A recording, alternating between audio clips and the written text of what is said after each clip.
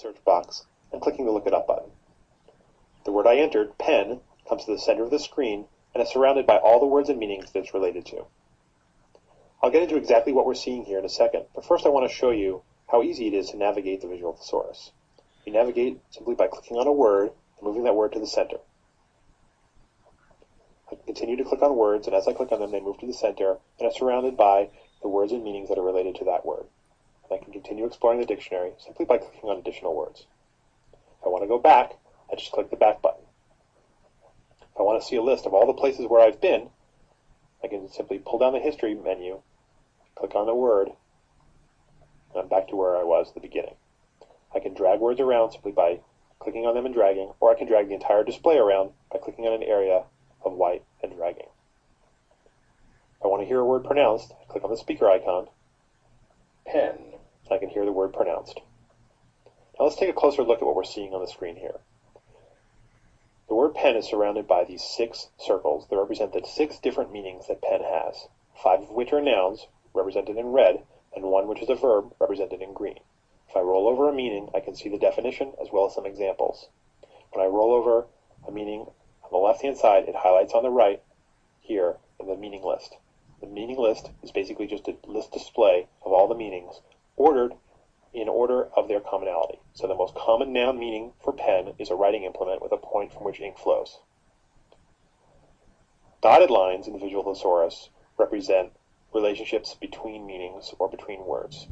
So a dotted line represents that a pen, for enclosing or confining livestock, is a type of enclosure. Solid lines represent synonyms. So the fact that pen, write, compose, and indite are all connected by solid lines to the meaning produce a literary work means that these are all synonyms or different ways of saying producing a literary work. Now let me show you some other features of visual thesaurus. Let's say I type a word in and I spell it wrong. When I was little, I always had a problem spelling friend.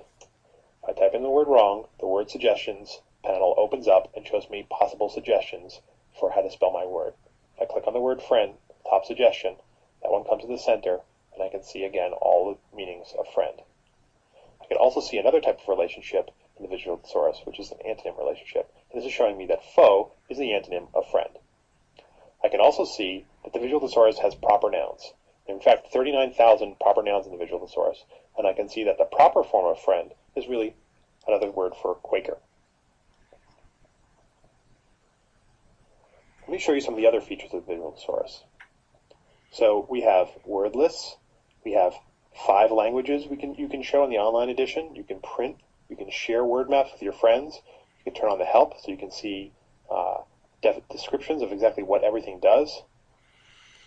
We have an entire settings panel that you can open up with tons of settings that allow you to customize the display.